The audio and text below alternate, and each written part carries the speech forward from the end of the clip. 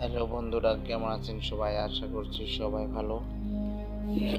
দীর্ঘ অনেকদিন পর আবার নতুন একটি গল্প নিয়ে হাজির হলাম, তাই কথা বেশি বাড়াবো না, আজকের মূল গল্পে চলে যাব।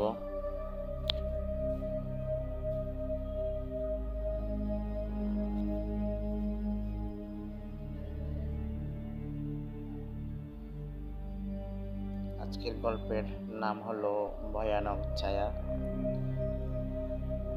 পল্লবপুর একটা গ্রামটা অত্যন্ত নিরিবিলি, শান্ত। শহর থেকে বেশ দূরে গহীন বনের পাশে অবস্থিত এই গ্রামটা কখনোই কোনো খবরের কাগজ আসে না। তবে গ্রামের মাঝে একটা পুরনো ভাঙা দোতলা বাড়ি আছে, যার নাম সবাই শুনতে ভয় পায়, বলতেও ভয় করে। লোকেরা বলে ওটা নাকি ছায়ার বাড়ি।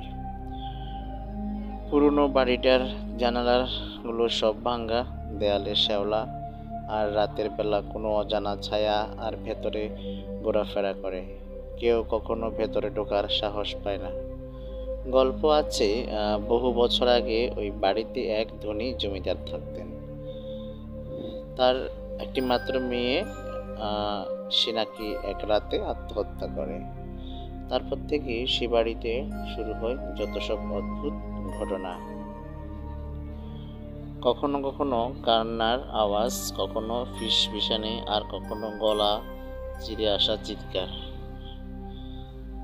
ছায়াটা হলো সে মেয়েটিরই মূলত আত্মা, এমনটাই বলে গ্রামের বয়োজ্যেষ্ঠরা।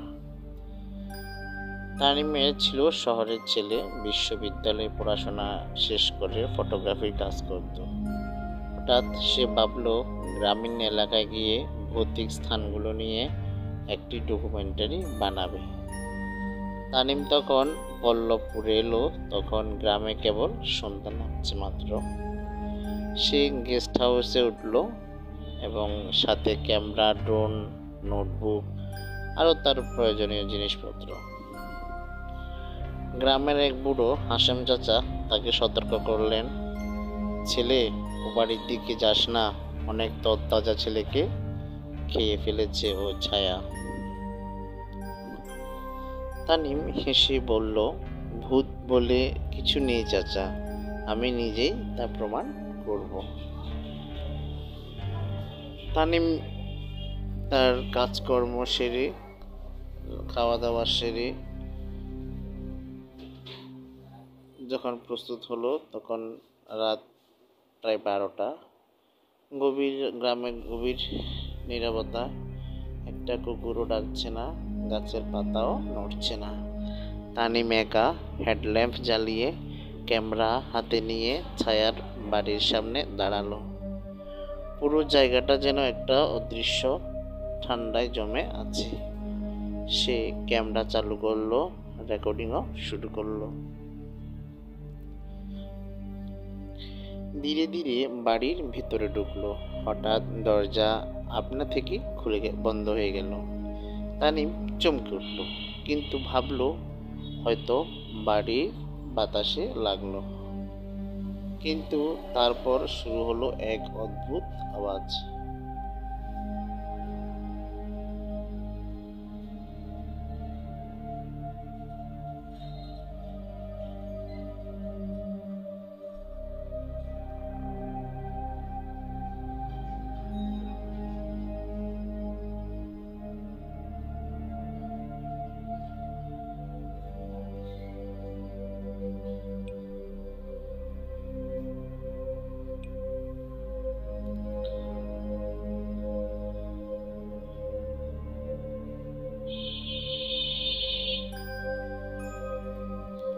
সেদিনের মতো সেই রাতটা এভাবেই কেটে গেল। গভীর জঙ্গল আর খালের ধারে অবস্থিত সেই নিরিবিলি গ্রামে এক সময় অনেক লোক বাস করত, কিন্তু কিছুদিন যাবৎ সেই গ্রাম থেকে অনেক মানুষ দূরে চলে যাচ্ছে। তার কারণ একটাই, এই ছায়ার বাড়ি। গ্রামের শেষ মাথায় একটা ভাঙাচোরা বাড়ি। সবাই জানে ওখানে কিছু আছে। রাত নামলে কেউ ওই রাস্তা ধরে চলে না। দিনের বেলাও বাড়ির দিকে তাকাতে ভয় করে সবার। মানুষের মুখে ছড়িয়ে আছে নানা গুজব। কেউ বলে ওখানে এক মেয়ে নাকি আত্মহত্যা করেছিল, আবার কেউ বলে জমিদারের আত্মা ঘুরে বেড়ায়। কিন্তু একটা ব্যাপার সব গল্পেই মিল, সেটা হলো, অর্থাৎ সবার ধারণার সাথে মিল, সেটা হলো ছায়া। কেউ বলে সে দেখতে পায়নি কিন্তু পেছনে নিঃশ্বাসের শব্দ শুনেছে। কেউ বলে ছায়াটা আয়নার সামনে দাঁড়িয়ে থাকে। কেউ আবার এটাও বলে ওই ছায়া যার শরীরে ঢুকে সে আর স্বাভাবিক থাকতে পারে না।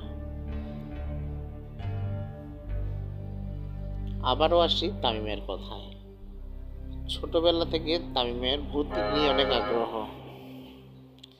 সে শুনেছে ছায়া বাড়ি সম্পর্কে, ঠিক করলো নিজে যাবে ওখানে, প্রমাণ আনবে। একটা বিশ্বাস, ভূত বলতে কিছু নেই, সবই মানুষের কল্পনা আর ভয়।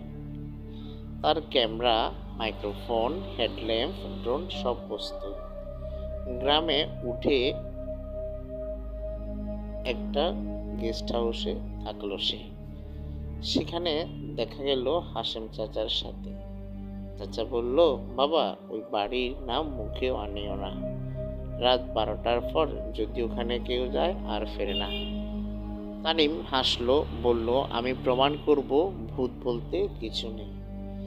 চাচা দীর্ঘশ্বাস ফেললেন এবং আল্লাহর দোহাই যাস না বাবা। কিন্তু তানিম সিদ্ধান্ত নিয়ে ফেলেছে সে সেখানে যাবেই। রাত 12টা, পুরো গ্রামটা একদম নিস্তব্ধ, শুধু শিয়ালের ডাক দূর থেকে শোনা যায়। তানিম ব্যাগ কাঁধে নিয়ে রওনা দিল ছায়ার বাড়ির দিকে। গলি অন্ধকার, বাতাস ঠান্ডা, চারপাশে গাছ, ছমছমে নীরবতা। বাড়িটার সামনে এসে দাঁড়ালো সে। দোতলা ভাঙা বাড়ি, জানালা নেই, দরজার এক পাশ খুলে হেলে পড়া। ভেতর থেকে যেন একটা হালকা গন্ধ ভেসে আসছে, পচা মাংসের মতো অনেকটা। ক্যামেরা অন করলো এবং রেকর্ডিং শুরু করলো। ধীরে ধীরে পা ফেললো ভেতরে। ঘরের মেঝে ধুলায় ভর্তি, পায়ের নিচে কাঠের মচমচ শব্দ।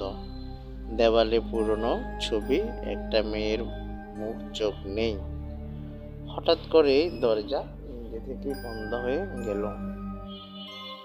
তানিম ভয় ফেলেও নিজেকে সাহস দিল।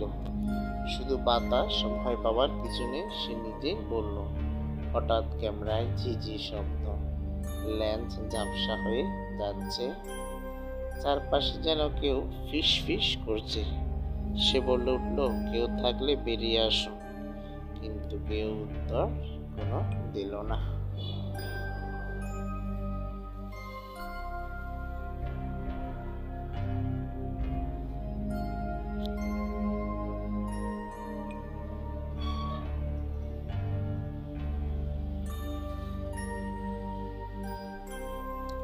হঠাৎ এক কোণে কিছু নড়ল। সে হেডল্যাম্প ঘুরিয়ে দেখলো একটা ছায়া। ধীরে ধীরে ছায়াটা দেয়ালের কাছ থেকে উঠে দাঁড়ালো। মাথা নিচু, হাত দুটো স্পষ্ট, পায়ের ছায়া মেঝেতে নেই। সে ভয় পেল, কিন্তু ভিডিও করতেই লাগলো। ছায়াটা এক ধাক্কায় সামনে এগিয়ে গেল। হেডল্যাম্প নেবে, ক্যামেরা বন্ধ হয়। অন্ধকার ঘরে সে কাঁপতে লাগলো। হঠাৎ কেউ ফিস ফিস করে কানে বলল, তুই ফিরবি না?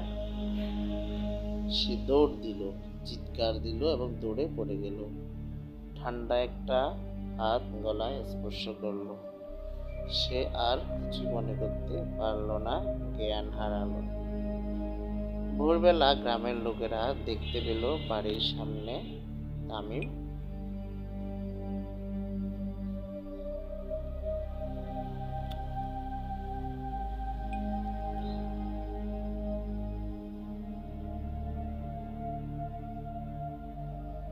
পড়ে আছে, মুখ সাদা, চোখ খোলা, এক দৃষ্টিতে তাকিয়ে আছে।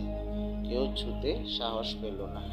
হাশেম চাচা এগিয়ে কাপা গলায় বললেন, তামিম, কি দেখলি বাবা? তামিম শুধু বলল, ছায়াটা আমার চোখের ভেতর ঢুকে গেছে। তারপর সে চিৎকার করে উঠল। কয়েকজন মিলে ধরে তাকে হাসপাতালে পাঠালো। ডাক্তার বললেন, তার মস্তিষ্কে অস্বাভাবিক সিগন্যাল চলতেছে। মনে হচ্ছিল সে ভয়ঙ্কর কিছু দেখেছে। তারপর থেকে পল্লবপুরের মানুষ রাত নামলে আলো জ্বালিয়ে রাখে, কেউ বাড়ির সামনে যায় না। কিন্তু প্রতিদিন রাত 12টায় কেউ একজন বাড়ির জানালায় দাঁড়িয়ে থাকে, গায়ের ছায়া, চোখে লাল আলো।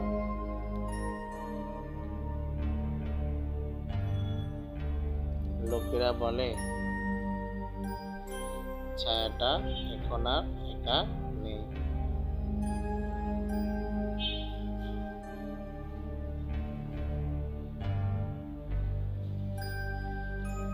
এটা ওর একটা অংশ। বন্ধুরা, আজকের গল্পের এখানে সমাপ্তি ঘটলো। কেমন লেগেছে আপনাদের গল্পটা জানাবেন অবশ্যই। আর আপনারা আমার চ্যানেলটা যারা এখনো সাবস্ক্রাইব করেননি অবশ্যই সাবস্ক্রাইব করে দেবেন। নতুন নতুন গল্প সবার আগে পেয়ে যাবেন। ধন্যবাদ বন্ধুরা, ভালো থাকবেন।